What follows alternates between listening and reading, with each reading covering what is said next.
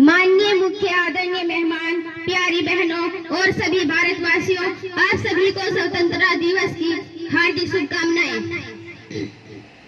प्यारी बहनों, आज हम यहाँ 15 अगस्त को स्वतंत्रता के रूप में मनाने के लिए जमा हुए हैं।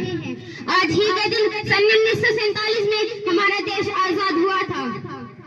हमारे देश को आजाद करने के लिए कई स्वतंत्रता सेनानियों ने कड़ी मेहनत की है और अपनी जान कुर्बान कर दी है, जिनकी वजह से हमें आज अंग्रेजों से मुक्ति मिली है।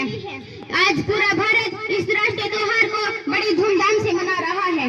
ये हम सब भारतवासियों के लिए आनंद, उत्साह और अभिमान का दिन है।